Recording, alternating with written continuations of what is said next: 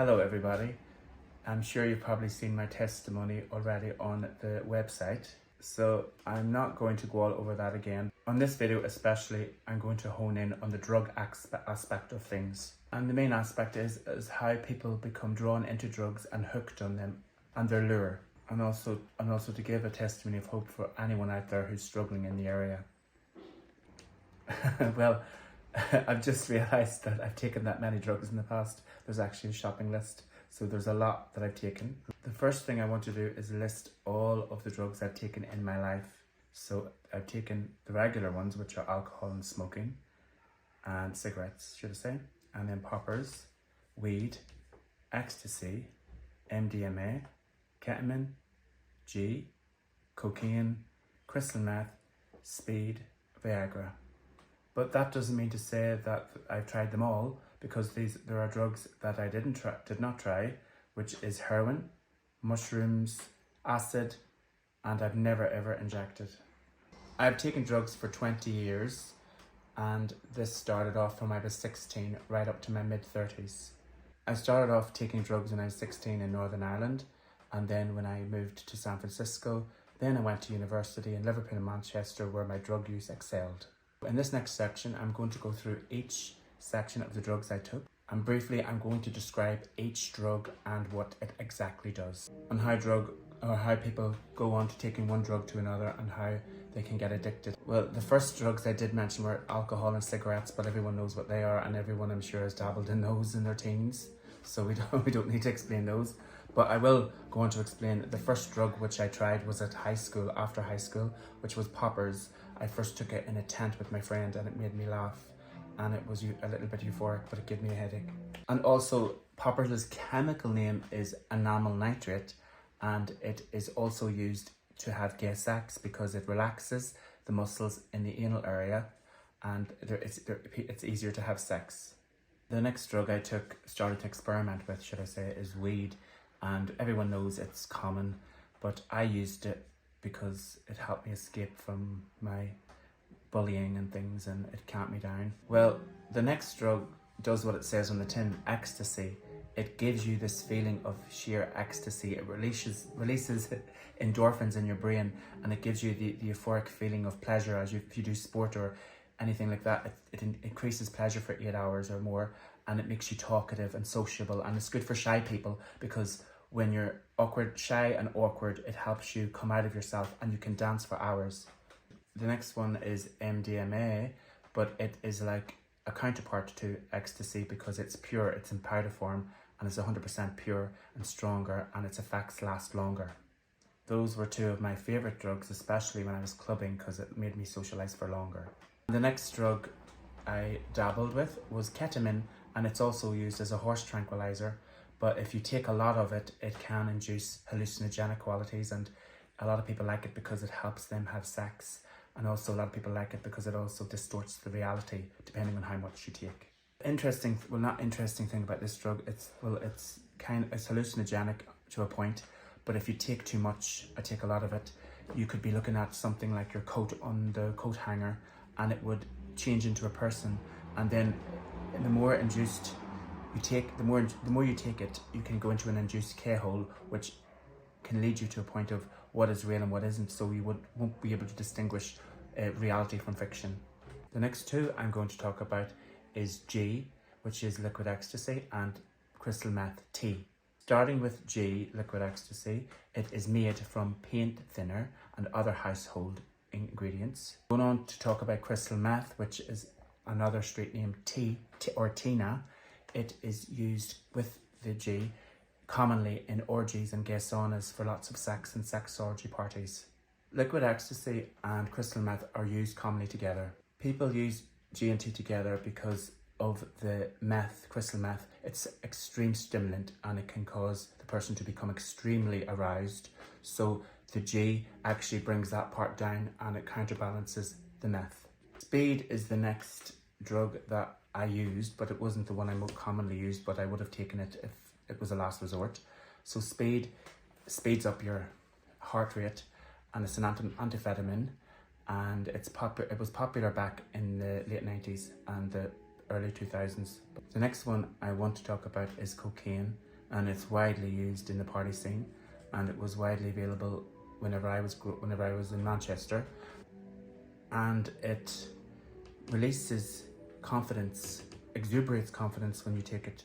But the unfortunate thing is why people become so hooked on it is because when you take the first line, you have to go back about 10 to 20 minutes later to take another one, and it's very expensive. So it's actually expensive habit, and it's very addictive. The last drug that I want to talk about is Viagra. And the reason why I'm talking about it is because a lot of the hard drugs I mentioned, like the cocaine, the meth, and the others, speed, etc., can make it very difficult to maintain an erection. So a lot of people in these sex orgies would use Viagra to help in that area. To explain it even further, when someone is so extremely aroused with the meth and whatever other drugs they've taken, it's confusing because nothing is happening down here. They're not able to get an erection. So that's why the Viagra comes into play. Sorry for the long explanation, but this is educational and telling you how these drugs are used and what they do, and this is the reality of it. So now I'm going to go on to explain, after all that, what it's like on an extreme night out. The first step on this session would be to meet the dealer as step one. So when you get to the dealer, there could be a little problem because he may not have the drugs you're searching for or needing, and you may be inclined to take something that you've never tried before. So suppose for this example, he has everything in abundance. So after going to the dealer and getting drugs, I would spend up to an amount of £100. After getting the drugs and the things I need, the next step would be to go onto the pub and have a few drinks. The reason being is because alcohol is good for basing yourself for the euphoric effects of the drugs. So suppose, for example, I was at the pub with my friends. That could last for a couple of hours, and then we'd have a few drinks, and then we'd move on to the club. So as we're taking the drinks and talking and socializing, it's tempting to take a pill or two before hitting the club, and by the time you'd reach the club, the drugs will start to be affecting, and the music helps bring you up. And the specific drugs that would have been good to take in the club would be poppers, ecstasy, and coke. Even speed possibly as well.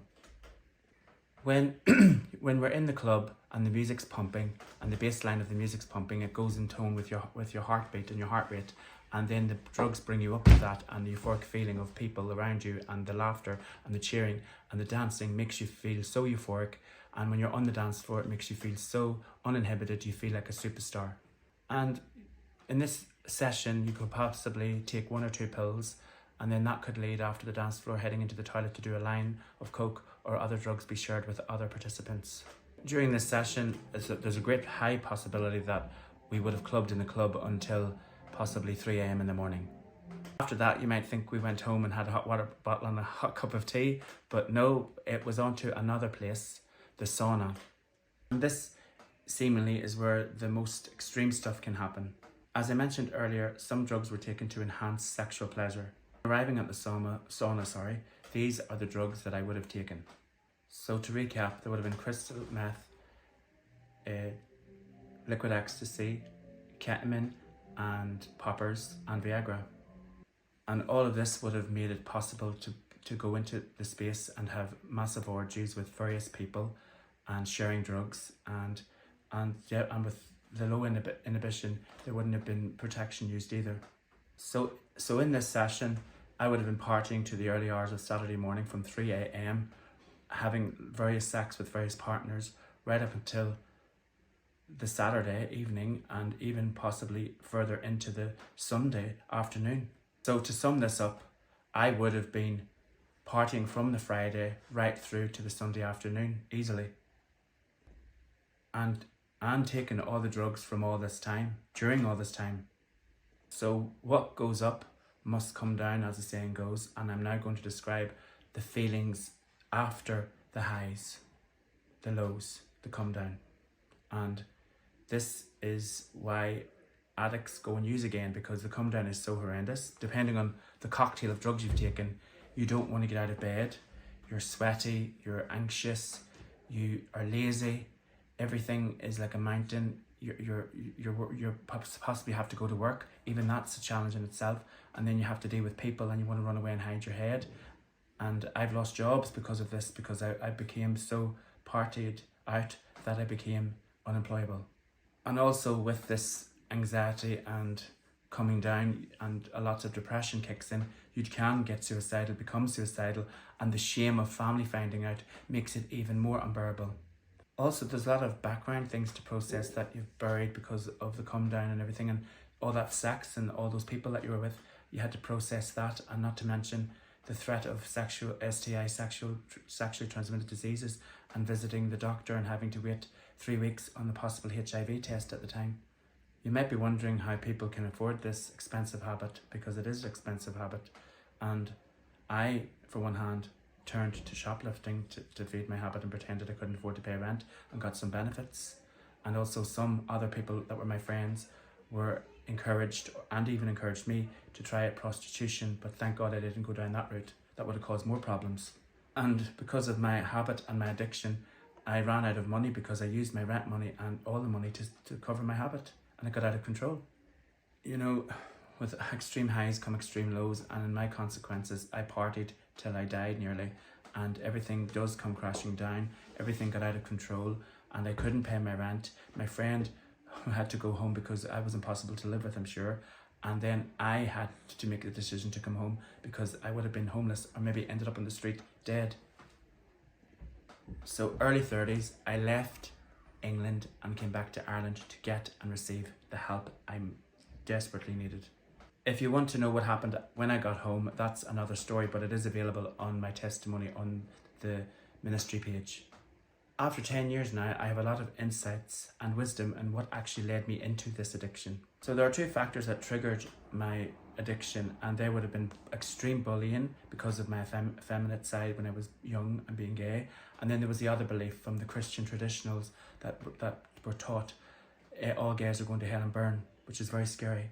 Extreme bullying happened and began when I was very young, about primary school age. I would have been 7, and I was called Susie Woman, Susie Handbag. And then walking through my estate, I was called the same names, Shamey Woman, and that name stuck with me right up until I was 20. And then when I got to school, it was horrendous because the whole school got to hear about Shamey Woman, Shamey Handbag, and everywhere I went, I was called all of those names, even kicked and head flushed down the toilet. So after all that bullying and all those names, that led me down the path of drugs, and the drugs helped me find a euphoria, a place where I belonged, and these people that were offering me the drugs came from the same world, and we all belonged and had each other. And then when we took the drugs, we forgot our problems and those names vanished, and I was confident, strong, and not a geek. So the drugs did help me become sociable, popular, and fun, and all of those things that those people called me in the past disappeared. They didn't mean, they didn't matter. But through the effects of drugs, the pain was still there, the names were still there, and the wounds were still there, and the drugs just covered over them.